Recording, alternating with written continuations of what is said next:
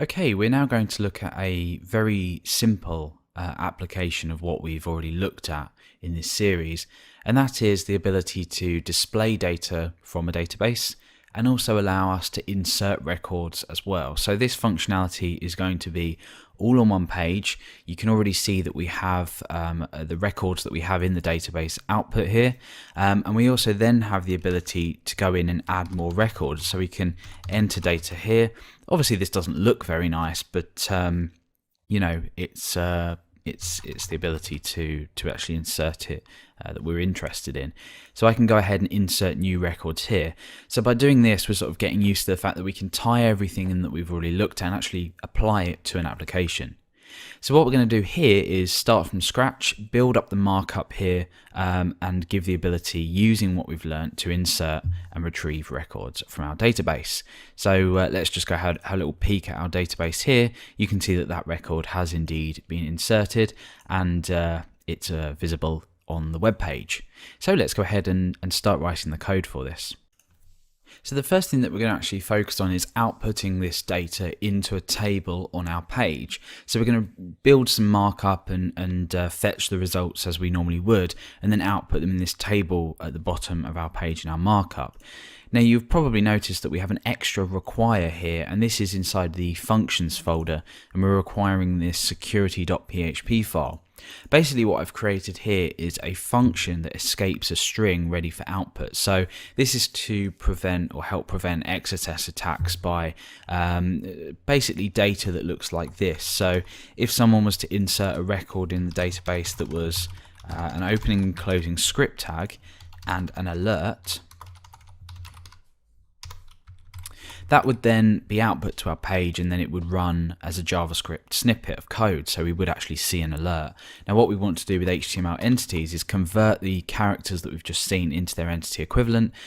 We've provided end quotes which will escape single and double quotes, and we've provided character encoding of UTF-8, which is a security consideration when using this function. So that's what we've done there. Let's go ahead and build the markup for our page, just roughly build some markup. We're not going to include any style sheets or anything like that because we don't want it to look very nice. So I'm just building the HTML tags. I'm going to build a head tag here and a body tag. So inside the head I'm just going to add a title. And this is just going to say people. So inside body now we want a header, so I'll just use an H3 element. We'll just say people. So here what we want is our table. So let's just construct the overall markup of our table. So no PHP code yet. You know, we'll do that in a moment. So we have a T head. We'll open and close that, and we also have a T body, and we'll open and close that. If you've not worked with markup too much before, don't worry. This is basically just constructing a table. So you know, give it a go constructing this as best you can. We then want table rows for the header, or one table row for the header, and we want table head elements inside of here. And these are just going to be by default. Most browsers will style these in bold. So it's just basically the header of the table. Nice semantic markup. So we want a first name, we want a last name, we want a bio, and we want the date that the record was created. So in the T body now, let's go ahead and add this markup. So it's a TD this time, not a TH. So let's go ahead and just add some dummy information in, just so we can see how this works. So we'll say Alex Garrett, developer. And we'll just say date there. We don't really need to construct a date for this example. So that's how our table will look. Doesn't look very nice. You know, this is default markup. We're not styling it at all. We're not really worried about that. We're more focused on the PHP side of things. So we have our table now that we can output data from. Let's go ahead and put an HR there. Now this space down here is going to be reserved for our input form. But now what we want to do is actually retrieve the results from our database so we can output them if we want. What we're going to do is we're going to work in a sort of logic at the top, view at the bottom kind of style. So we're going to create an array called records, and that's going to be an empty array.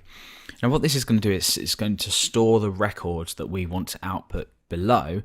We're going to loop through, We're going to retrieve these as an object, store them in this records array, and then down here we can check if this records has any content, and we can loop around this area to generate the records. So it's a concept that basically you're just collecting data and then outputting it at the bottom of the page. So what do we want to do? Well, we're going to create an if statement and assign a results variable inside of this. So different from records, this is going to be the result of our database query. Now we're not binding anything from here. All we literally want to do is we want to select everything from the people table. That's all we're doing. So now what we want to do is check if we actually have any rows returned or not, so the row count basically. And remember that we have a property called num_rows available to us from this results object here, the MySQLi results object. So now we say if results num_rows, that's it. So if that's a positive number, we can assume that we have at least one row. So now we can loop through. So we're going to say while row equals, so assigning this each time, so results fetch, and remember we said we want to fetch an object. So now what we're going to do is we're going to say records, remember that's this array here, and this is the notation to append a value to an array, so append a row or value if you like to an array. So we're going to append row for each one. So now what we're going to do is just free up the results that we've grabbed. We don't need that in memory anymore, so let's free that up. And we'll go ahead and refresh, just make sure we don't have any errors. And we don't. We've just got a horizontal line there that we created in the markup. So how do we know that records actually contains data? Well, let's go ahead and just print this out, just so we can sort of see what we're dealing with. It's always a good idea to jump in and see what kind of data we're dealing with. So we'll do a print R on records. So let's refresh, and there we go. We can see that we've got three objects here. The example that we added this new record in here and the two existing records. So we've now got this that we can loop through and access by object property notation, first name, last name, buyer created, and ID if we need to. So we don't need to print R on this, so let's get rid of this. What we do need to do, however, is down here, we need to figure out which part of this markup we actually want to loop through. Now the part of the markup we want to loop through is the TR. So what we want is some PHP tags around here with an if statement. So if something, I'll just put 1 in there for now, then we want to end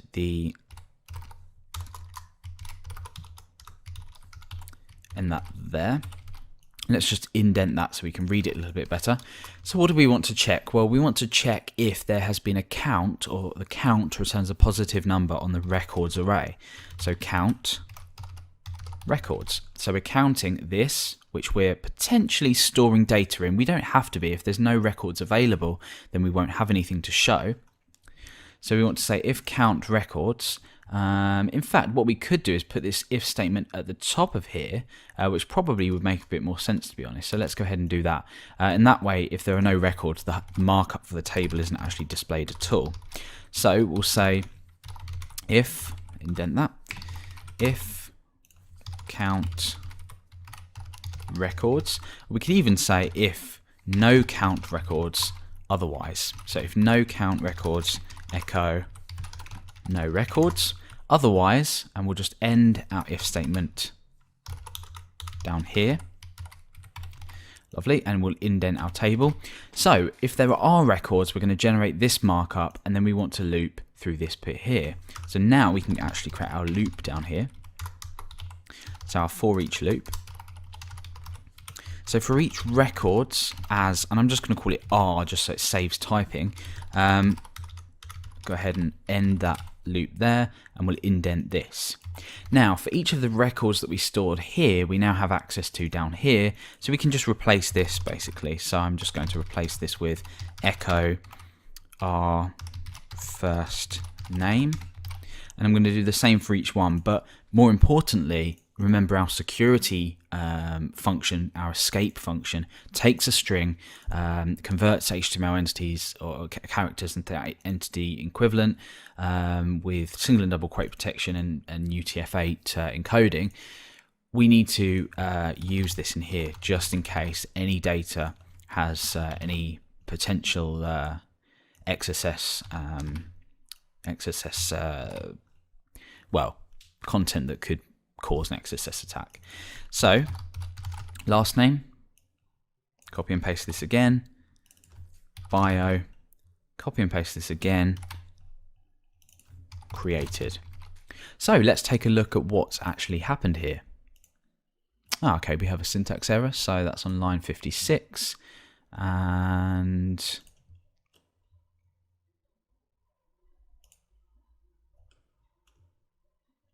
there we are. So we forgot that curly brace there. No problem at all.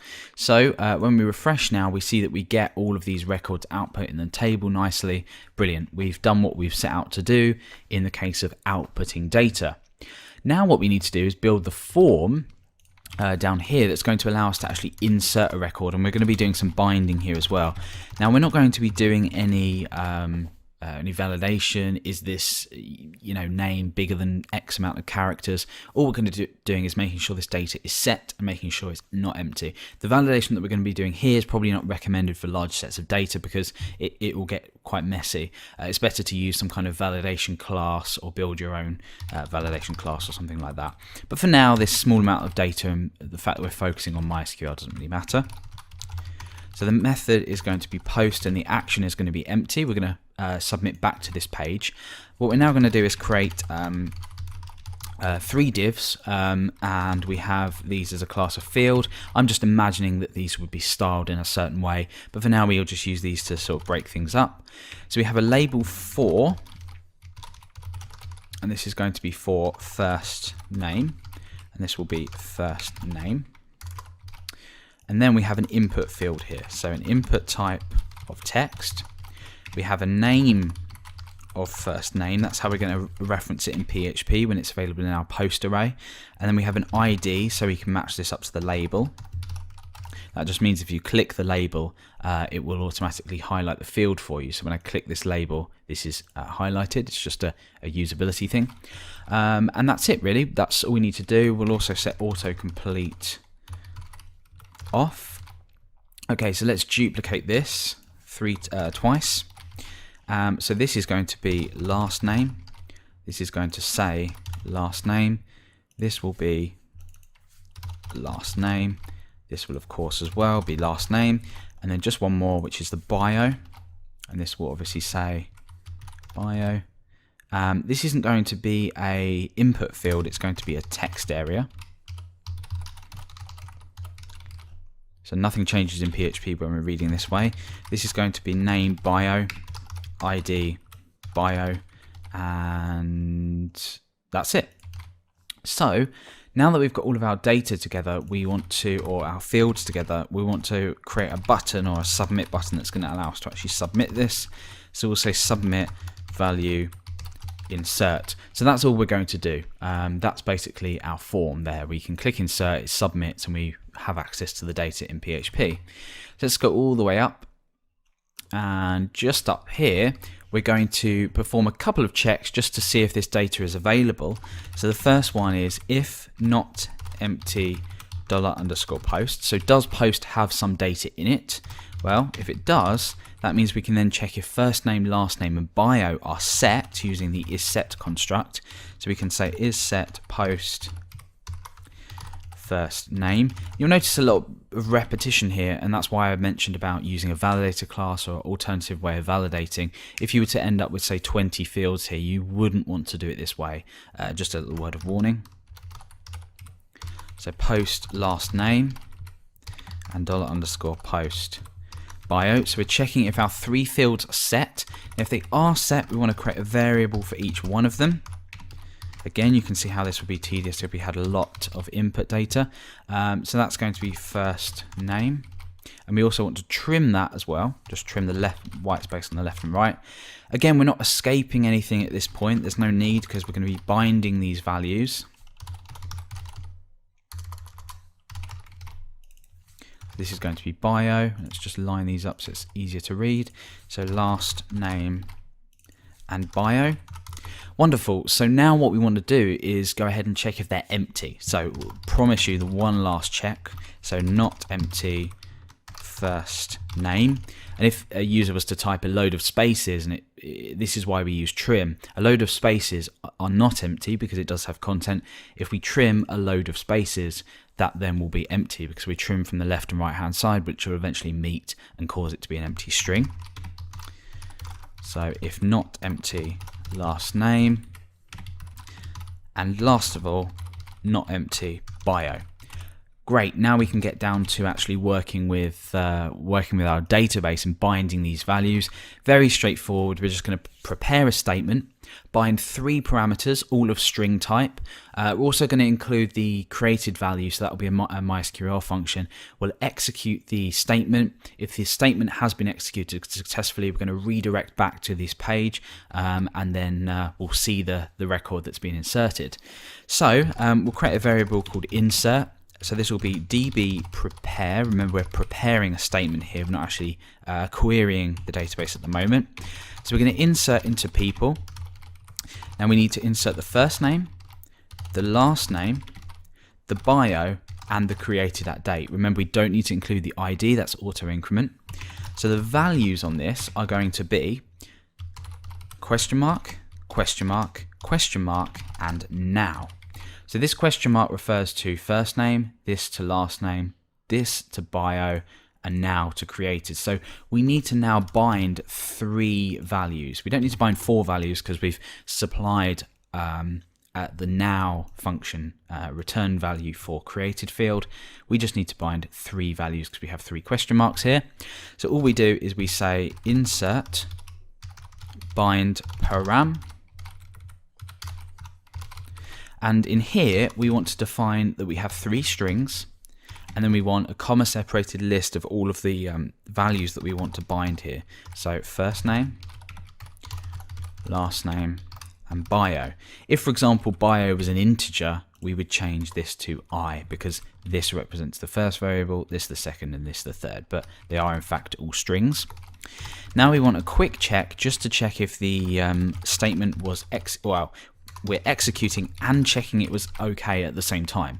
So this will execute the prepared statement with the bound parameters, and it will then determine in this if statement whether it was successful or not.